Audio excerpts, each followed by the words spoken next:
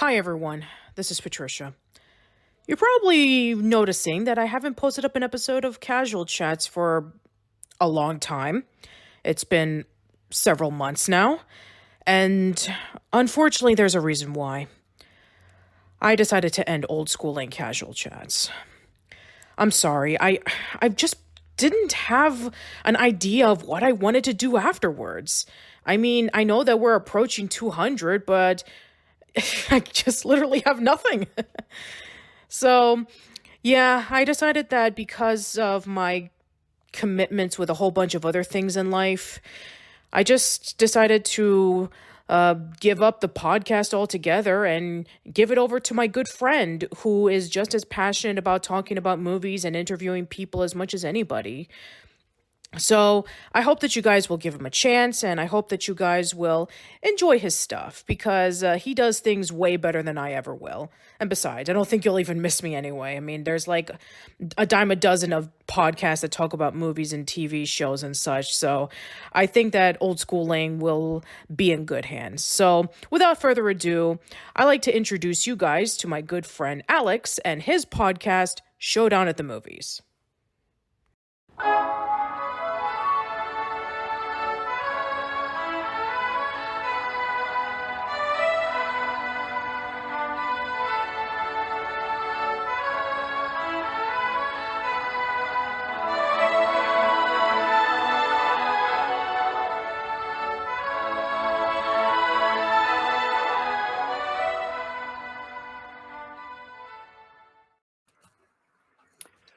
Good day, everyone, and welcome to Showdown at the Movies. We have a special episode today. We are doing Manos, the Hands of Fate versus Plan 9 from Outer Space. And we consider this a special episode because we are not just debating the movies, but we have one of the stars of the movies, Jackey Neyman Jones from Manos, the Hands of Fate. How are you today? I'm doing well. Now, normally I ask my guests their origin story, like how the movie came into people's lives, and talk about my own. But I think I know yours in your involvement with Manos, the Hands of Fate. You want to talk about that? Sure. Well, my dad played the master in Manos, the Hands of Fate, and I played little Debbie in Manos, and I got the part because it had pretty much been cast, but they still needed a little kid, and my dad just happened to have one of those. So, and then our Doberman, our family pet, was also cast as the Hell Beast, but it was pretty obvious that he wasn't that sort of Doberman.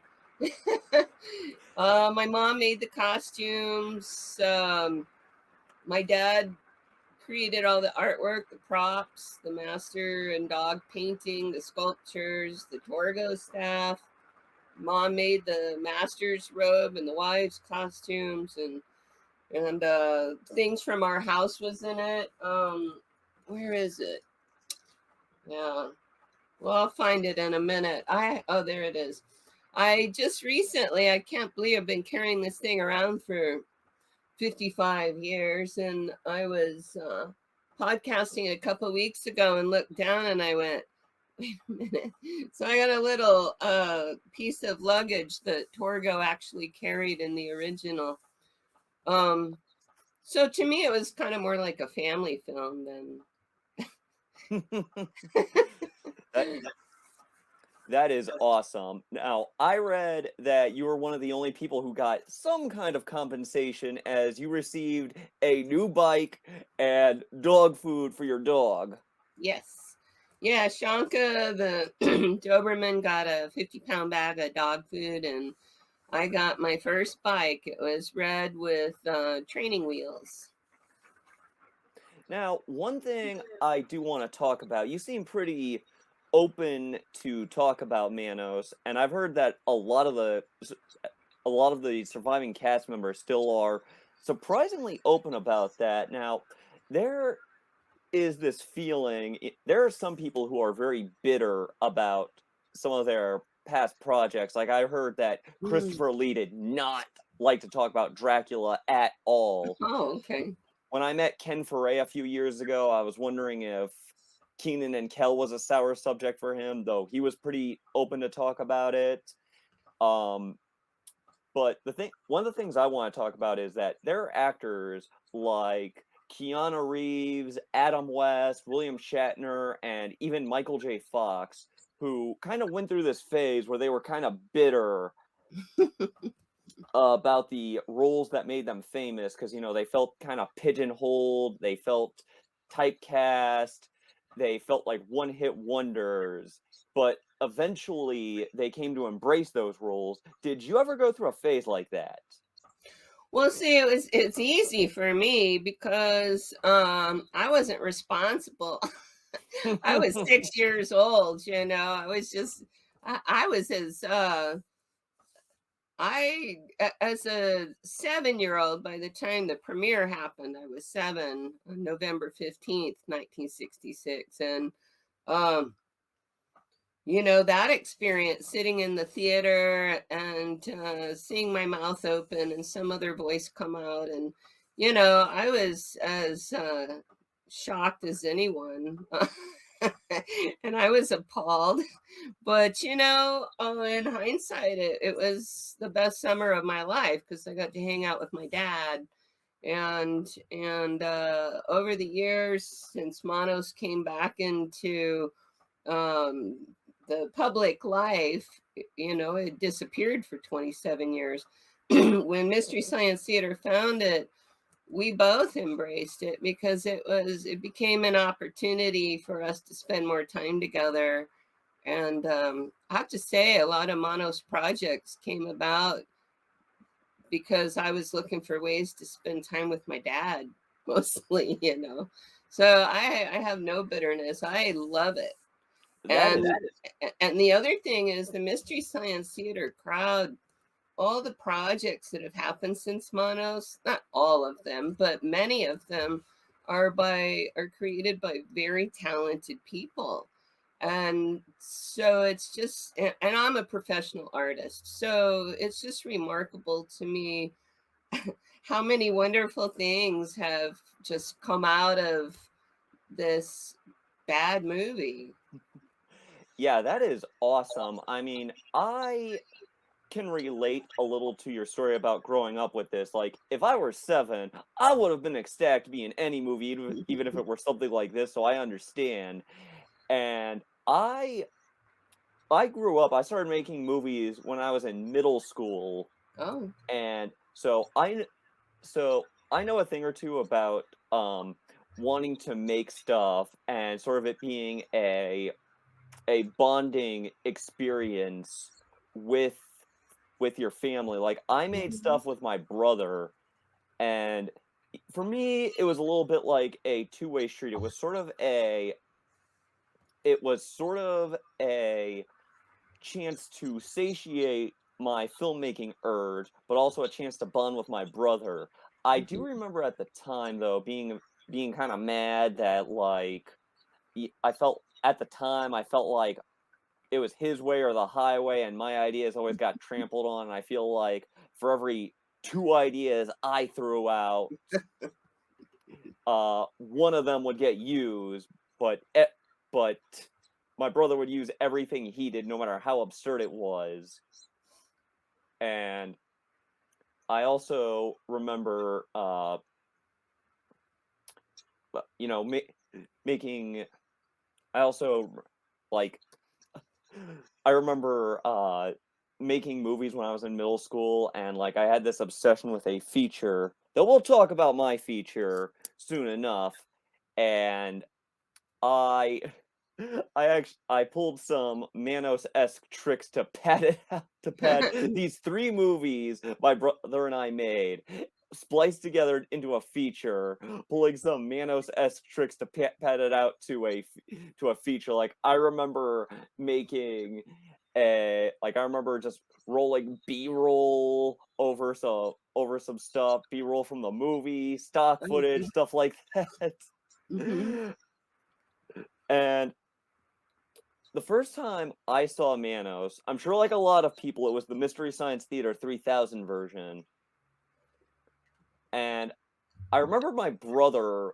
I'm glad I brought him up because he's the one who introduced me to it. Well, I wouldn't say he introduced me to it, but he was my first exposure to it.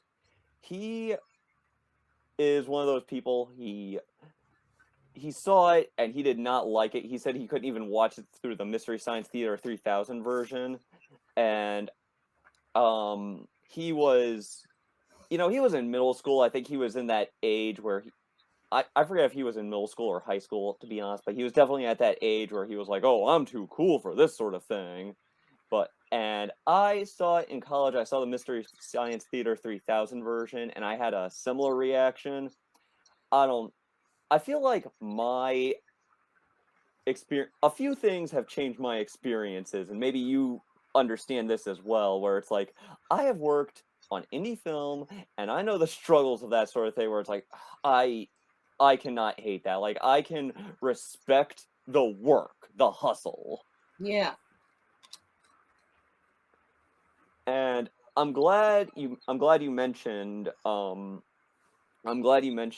like talking about what a great experience it was, because I will be honest, there have been a few projects where I had rough experiences. Like, I don't want to talk about it and I don't want to burn bridges, but there was one film that I thought would be a bigger deal, but it never even got completed. It's like, I don't know. I still kind of have some affection for the time I worked on that. Yeah, there's a couple things I've done that, I'd rather not talk about. Oh, I understand. But for the most part, everything I've been involved in, I'm really proud of, and I know that there was very talented people involved. It's never enough money, so everybody's really putting their heart and soul into it and doing everything they can. So, like, Manos returns. I'm one of the co-producers, co-writers, and I play Debbie 50 years later. So it's one direction of a Manos universe in the future. And, not everybody's going to like it, but not everybody is going to like anything. Right. But for the most part, I'm really happy with the reviews, because people say they can see that we were very sincere and we did our best. We weren't trying to make a parody of Manos. And I've seen people who haven't even watched it saying, "Oh, I'm not going to watch that because I hate movies where they're they're like self-aware and making fun of themselves." And that was not our intention at all. And then now I'm on a project called the Manos Chronicles, and we've already filmed our pilot episode. And on Tuesday, December 14th, the Mads Are Back are going to be riffing Manos on their online show, and it'll be the first time that the trailer for the Manos Chronicles will be shown to the public. And I am very proud of this project. I mean, the dedication and the with Craig and Willow Polson, who've created it. I mean, I was just down there. She flew me and my co-star down to Northern California, where they're filming, for some pickup shots and some, just the last of the stuff. And man, those were 3 long days for what will probably end up, 5 minutes within the whole episodes. Oh, I know because shot after shot after shot, and I've been watching film from that angle. Now I'll go, wow, that guy getting from there to the bus, that was 10 shot changes just to get across the street. That's a whole day's work right there for a lot of crews. So I can't watch film like I used to. But the other thing I've discovered is I do not want to be on the filmmaking side of it. I want to be the talent side, where they're like, you're not in this shot. Go, go get something to eat or sit down. I'm too old for the other stuff. Oh, I get that. I get that. I talked about this in my episode on the Avengers, but I was an extra in the first Avengers movie during the Stuttgart scene, and that's like what, 2 minutes of the movie? I was on set for 2 days. Yeah. My ex-husband was in a episode of Sons of Anarchy as an extra, and we were all watching it. The whole family is watching it, and he's like, "Oh, okay, there I am." And we had to go back and stop it, and we were like, "Is that you?" I mean, way the hell back there in a wedding scene. He was just one of the people, a body. Right. It's And a that's lot. the other thing. I'm watching film from that perspective. Like I'm watching the background people, hmm and I'm like, oh man, that guy totally overplayed it. He just had to walk across. He's like, look at me, It's like it's a fine line to be an extra. That's not easy work either. Right. Yeah, I've spent hours on sets. I've been on sets where I didn't get fed. I've Oh, had to wake up at farmers hours. But, yeah. there have been good times. Like I've met a lot of famous people on sets. I've met Matthew McConaughey. My mom is jealous of the fact that I met Sam Elliott. I got to hang out with Alex Wolff because I was on the set of My Friend Dahmer, where it's a lot easier to see me. It's also a lot easier to see me in Judas and the Black Messiah, where I have a bit part as one of the young patriots. But yeah, when it comes to movies like this, and this is also a good transition for Plan 9 from Outer Space, my first exposure to that was I went through a bit of an Ed Wood kick when I first saw the movie Ed Wood. And I also watched the Siskel and Ebert review of Ed Wood.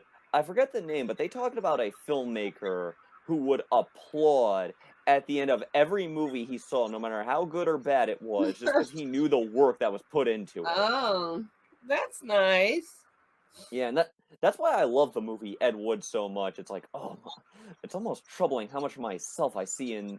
I've heard it's a bit of a Yeah. romanticized depiction of the man, but it's still an Oh, entertaining sure. movie, and I know there's some truth to it, but it still shows like the hustle and dedication, and like, even if you see a sinking ship, just wanting to go down with it. But I saw that. I definitely grew a lot more affection for Plan 9 from Outer Space. Maybe it was maybe it was seeing the Tim Burton film and just knowing everything Ed Wood went through. Though since I'm talking about Ed Wood, I'm kind of wondering.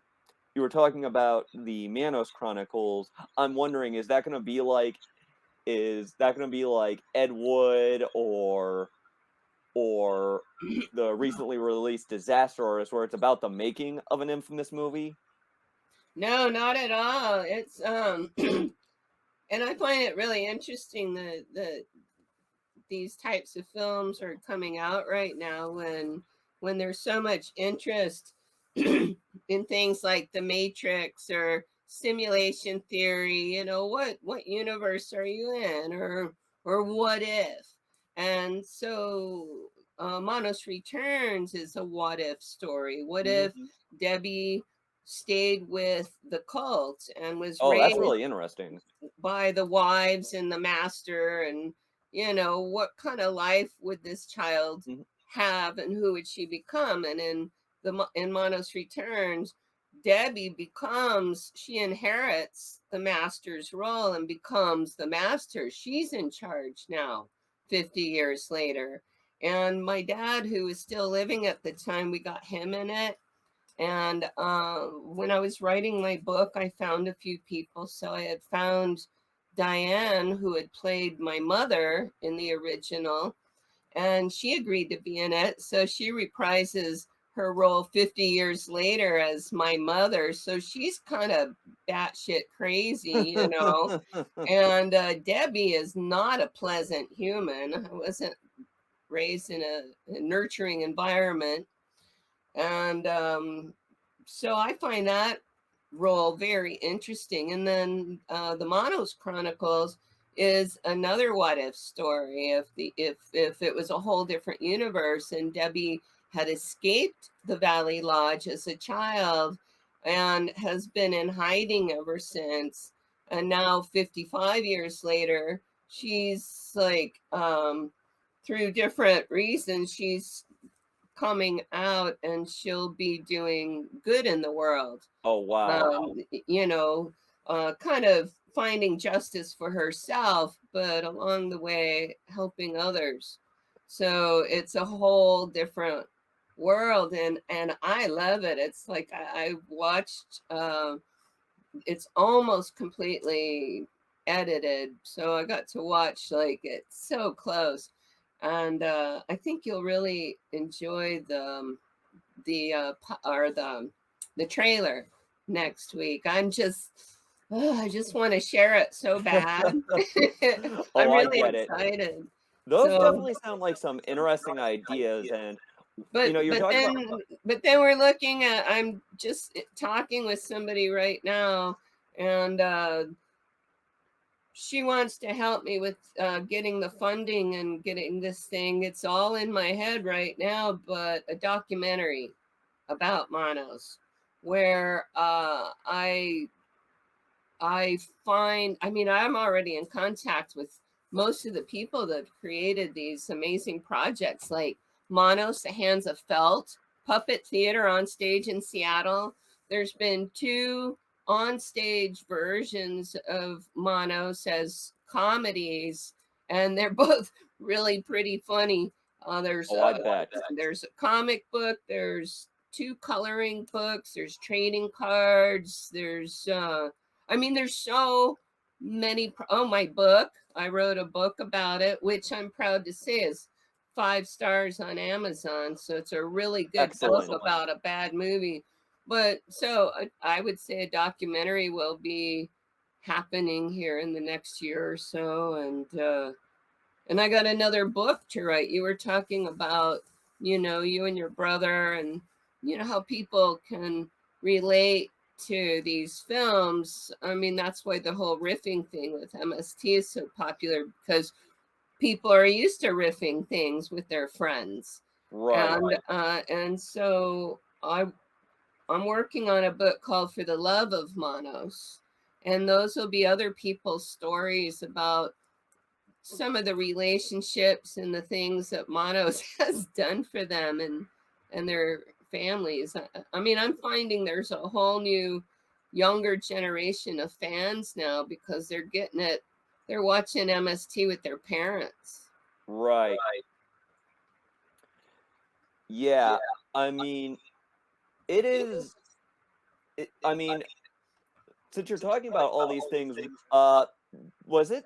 It was the Mystery Science Theater 3000 that made you realize there was this huge fan base, correct? That's where it started in 1993. But I also have to say that Cassandra Peterson, who Elvira, she did it on her show once. And a few years ago, she and I, by chance, were guests at the same Comic-Con convention, Crypticon Seattle. And I found an opportunity to sneak over and introduce myself to her.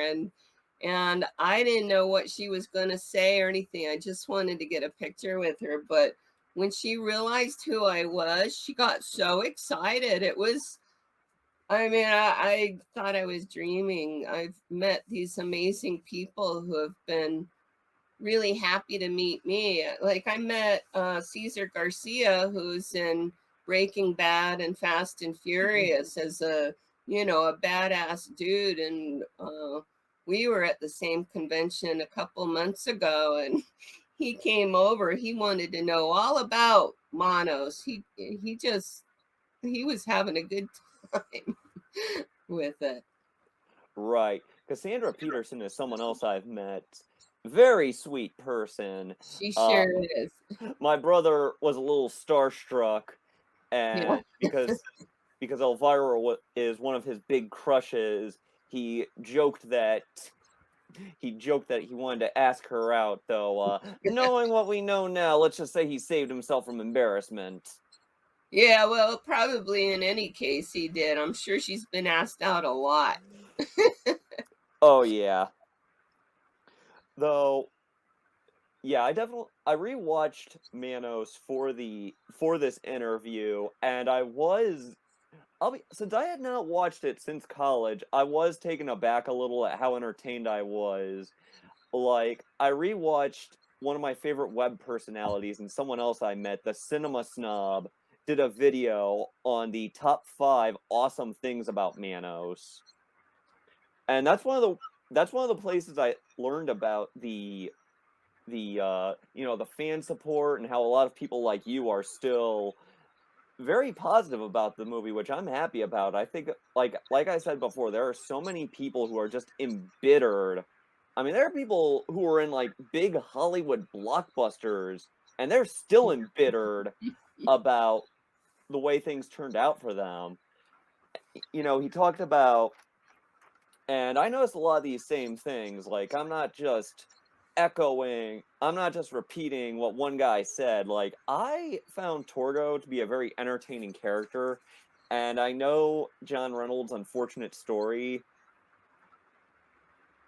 but he was really entertaining in that movie. Like, so many people have riffed his bizarre acting and the way he repeats lines. Like, I was Yeah. quoting his "it'll be dark soon" line as I was watching the movie. Hmm. Yeah, I've had a lot of people send me uh, their costumes, for Halloween or Comic-Con, and and they're either Torgo or the Master. Of course, those are the two most popular characters to be. Um, yeah, I've seen a lot of Torgos over the years. Yeah, I can definitely see why those two would be very popular. And so many people riff on this movie, but I did find Torgo to be very entertaining. Um, like, he didn't seem like someone who was just waiting. The analogy I like to use is I see a lot of people kind of just waiting to deliver their lines, but he really seemed into it. And I know he was on LSD at the time, unfortunately, but that just makes his character seem so much more offbeat. Like, he's giving body language, he's kind of, Yeah. speaking with his body and his face, even when he's not speaking his lines. Well, yeah, it's that method acting that was, taught then. My dad had that same style, and they knew each other through the local community theater. And what I find, you talk about embittered actors in other films, and when you're on the camera side of it, I mean, when you're on the actor side of it in front of the camera, you don't have a lot of control. You got to do what the director tells you to do, whether you agree with it or not, Mhm. and you have no control over the camera angles or how you're going to look, the lighting. So you do the best you can. And none of these people had made a film before in Manos for sure. But that year, Hal Warren, when he wrote Manos, and he was in one of the community theater plays, Henry IV, Mhm. he looked around and he saw everybody he needed in terms of the male actors. They were all in that play, Mhm. including John Reynolds. And my dad played the lead role of Henry IV. My dad actually played the lead role in a number of plays. Like, he was King Arthur in Camelot. He was R.P. McMurphy in One Flew Over the Cuckoo's Nest. Oh wow, that's one of He my was the favorites. stage manager in Our Town. I mean, a lot of Mhm. plays. And then he became executive director of the theater as well. But what I find really extra ironic is that year, 1966, my dad won Best Actor of the Year award, and then they were filming Manos a couple months later. you know. But yeah, John Reynolds had been in a lot of plays, and he was very active in the theater as well. And so was the sheriff, William Jennings, who played the sheriff. He was actually a local attorney, and yeah, all those guys. They were all in Henry IV that year. Right. Though I must also confess, I am pretty, since you brought it up, I am kind of self-conscious about my own acting. Like, whenever I watch myself, I am just thinking to myself, oh, I could have said that line better, or, oh, that's the take they used, huh?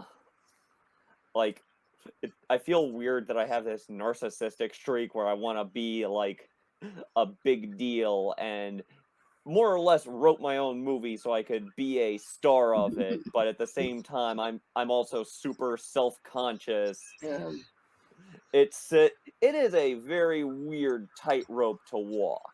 yeah, well, just remember Hal Warren wrote his own movie so he could write his own part.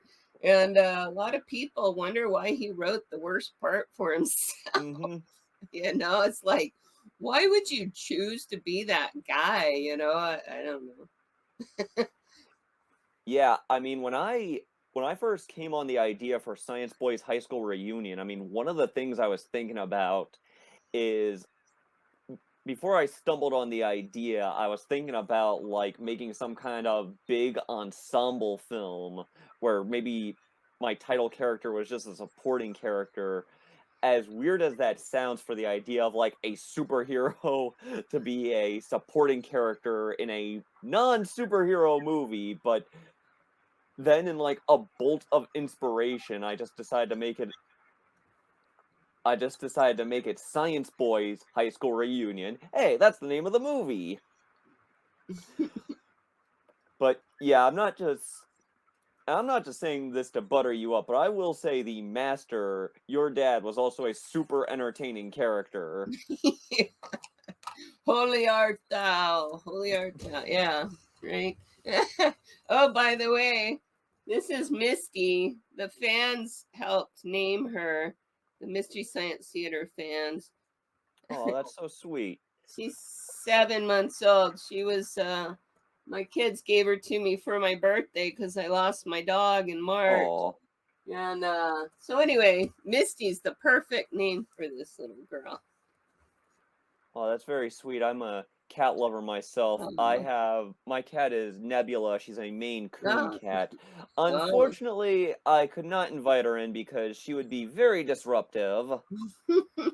Well, she does what she wants, but I find it interesting that when I'm doing podcast interviews, this is her favorite place. So she apparently enjoys being on camera. I'm working on on my Etsy page. I make things. I make custom signed and numbered master's robes. Oh, that is cool. Yeah, I made one once for a guy who was 6'8", and I made one for a woman who was 4'11", so any size.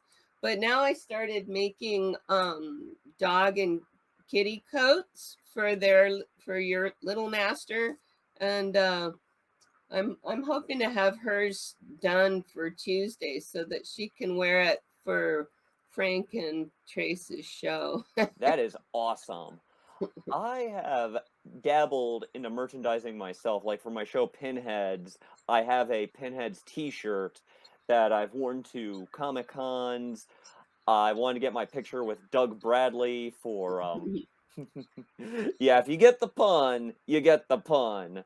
But I've worn it to shows basically as a way of promoting my show. For Science Boys High School Reunion, we have patches, custom patches. Unfortunately, I don't think I'm going to be able to mass produce this one because it was kind of pricey, but I spent $20 to get a custom Lego figure of myself. Oh, I saw some Manos Legos just recently, and I was like, oh, I need a Debbie one. I have a set of where are they? such a mess around here. Russian nesting dolls. A lady from Etsy who does pop culture Russian nesting dolls, and she sent them to me. It's the Master, Torgo, Mike, Maggie, and Debbie holding the poodle. That is awesome. I mean, yeah, it's cool stuff. I I'm want wearing Legos though. I want the Legos. that. I understand. I know there are places you can order custom Legos. That's how I got mine. It was $20. Though in some Okay. cases, like I'm wearing my Dalton Castle shirt. Like I bought this just because I look like Dalton Castle, and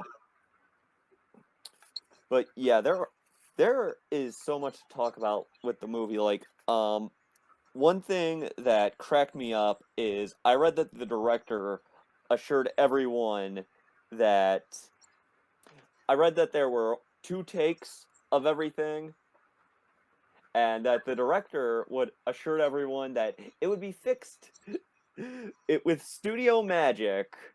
No, he'd always say, "Don't worry about it. We'll fix it in the lab. Move on, move on."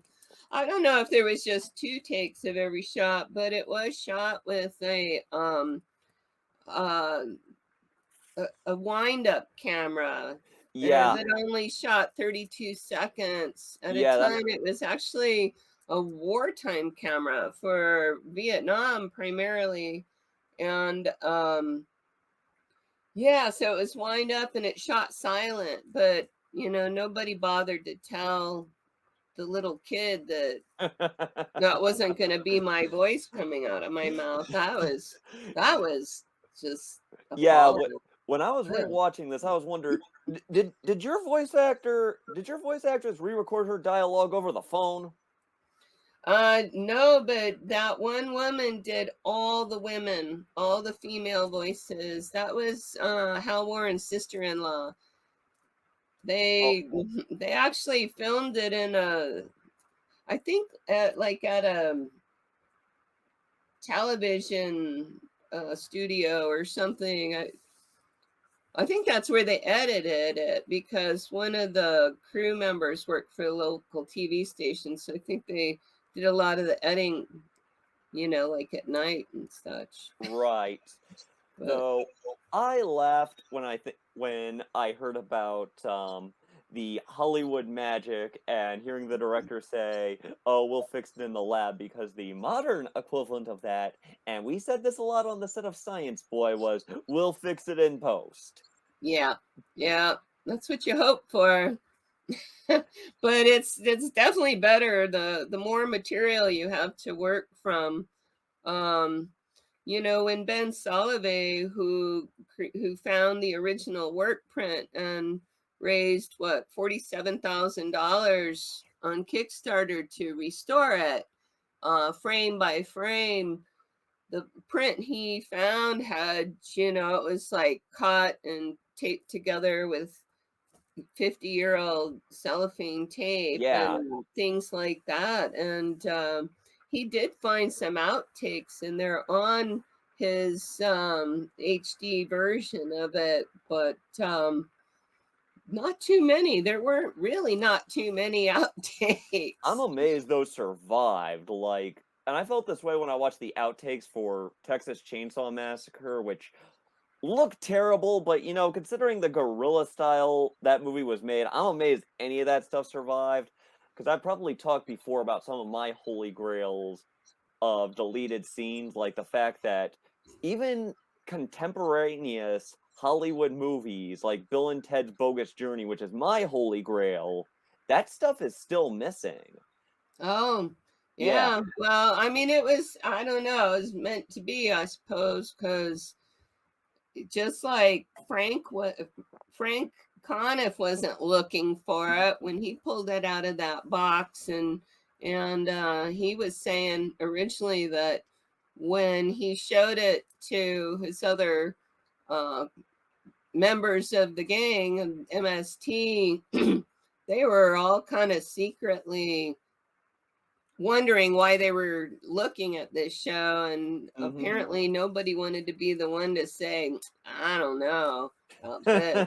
And so they showed it and it became an instant hit. And then Ben Solovey was he'd gone to film school and he was restoring films and looking at films, and he just bought this box that was shipped to him from San Diego. And as he was going through it, he found the original work print, and he just happened to know what he was looking at.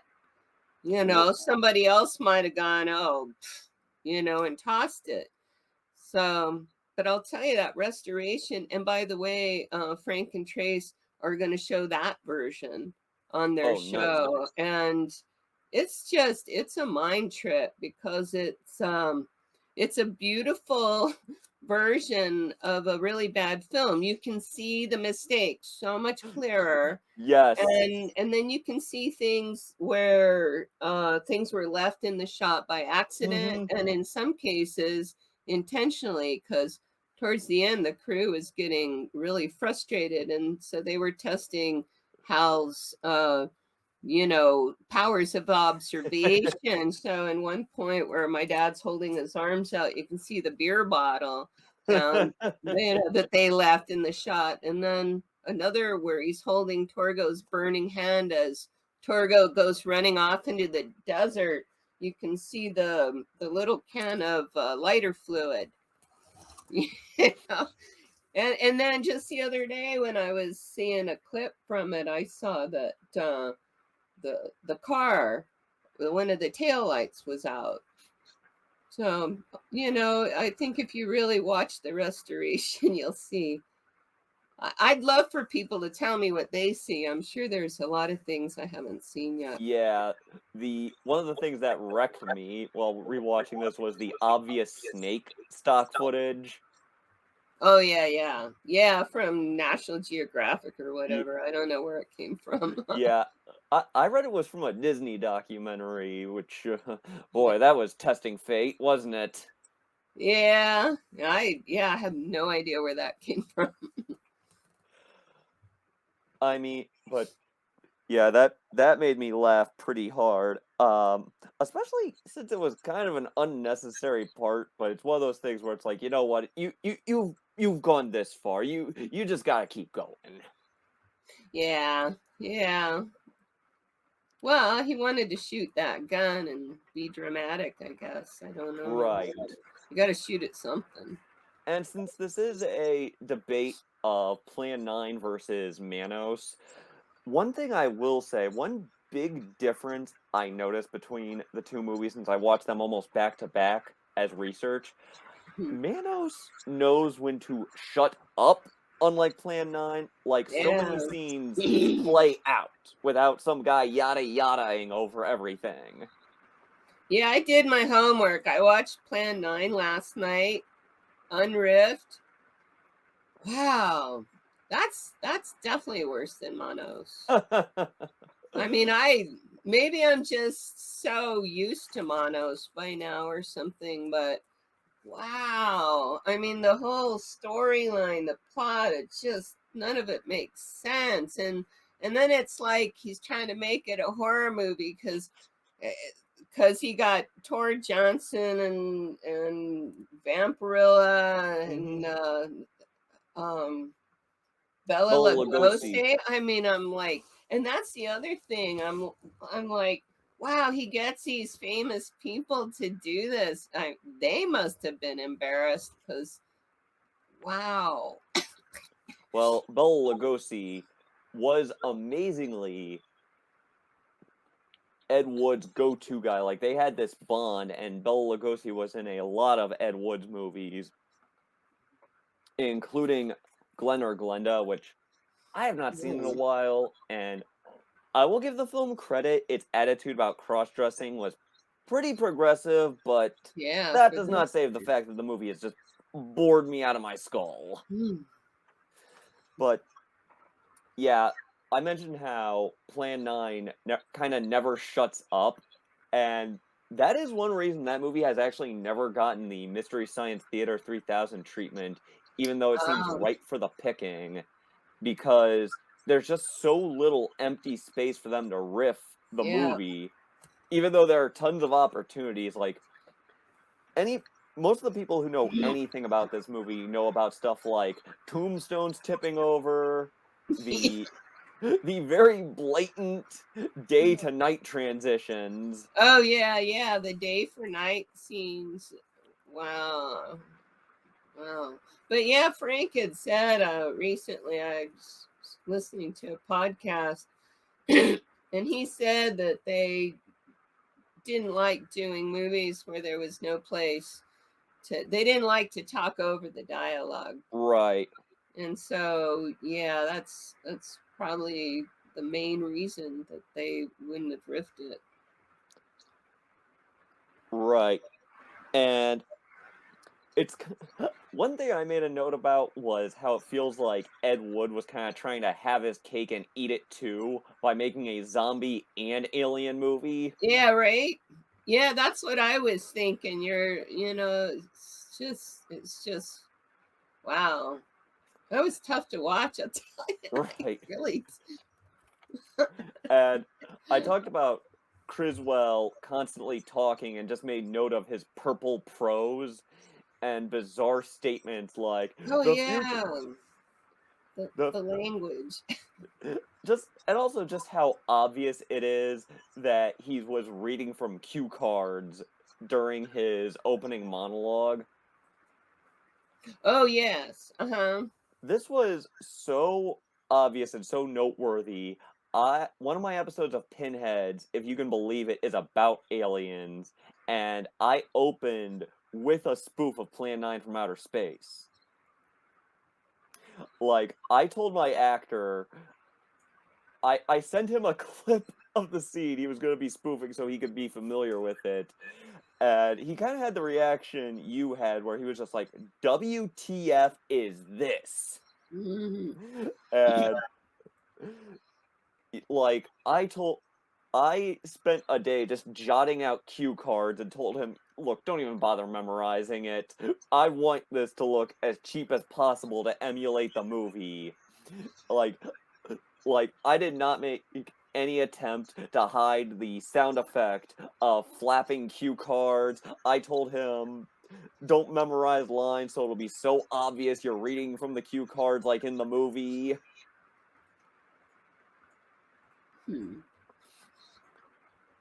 And I'm thinking of the infamous Bela Lugosi stuff.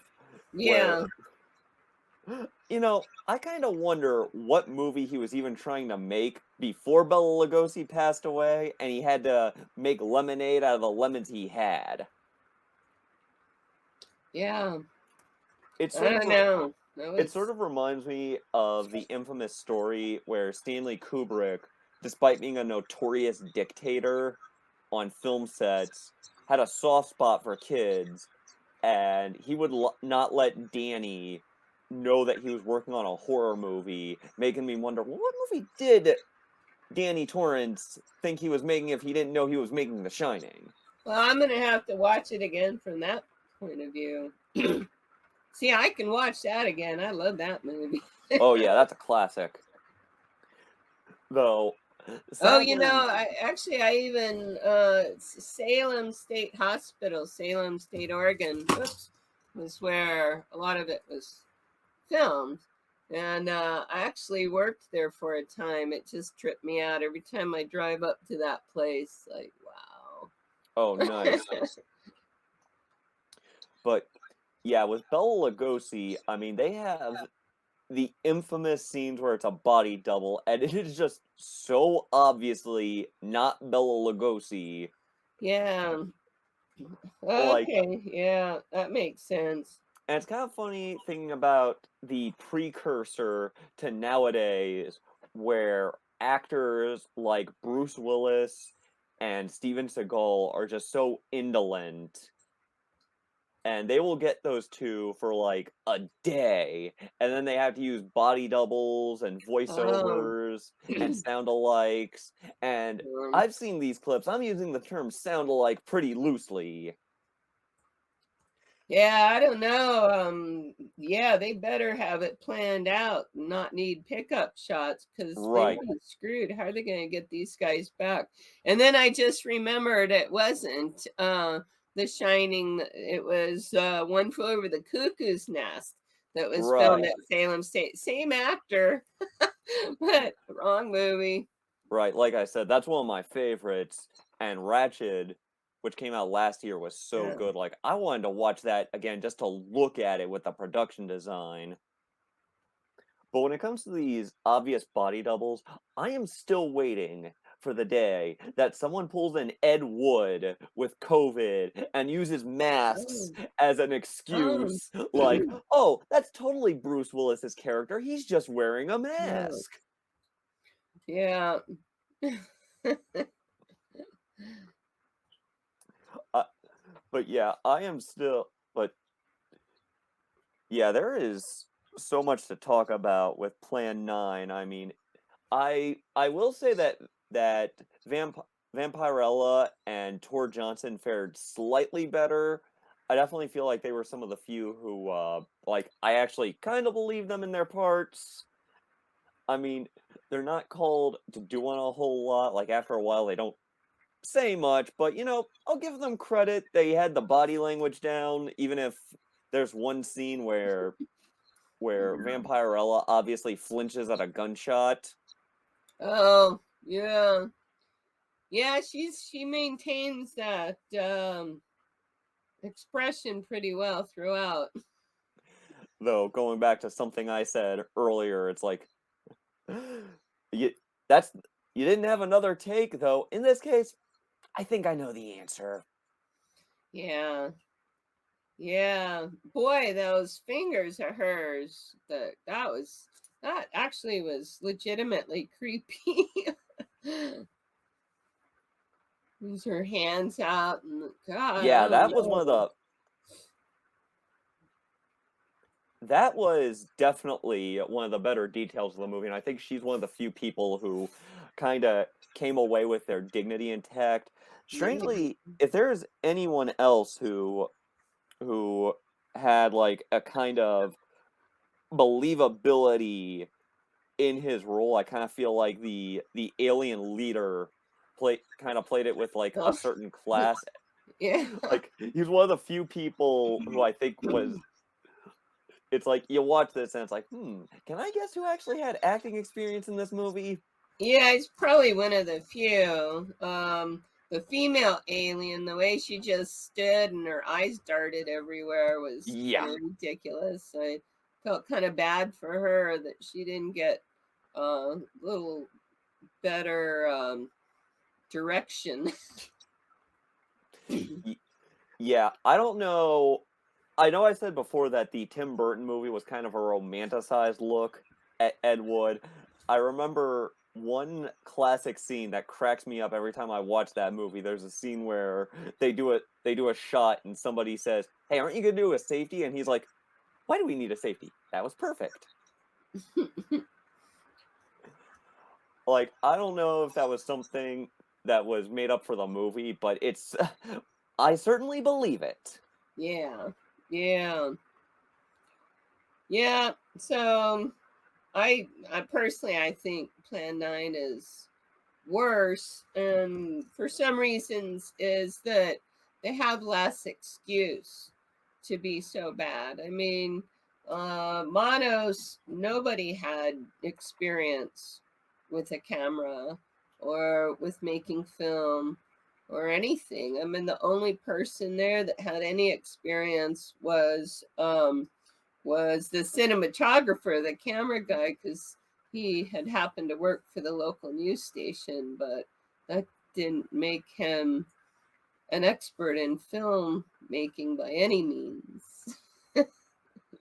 But Ed Right. Wood just, it seemed that he just had less excuse.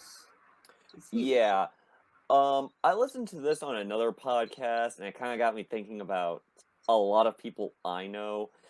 They talked about how the movie depicts Ed Wood as someone who didn't really have stories to tell. He kind of just like the image of being a filmmaker. Yeah.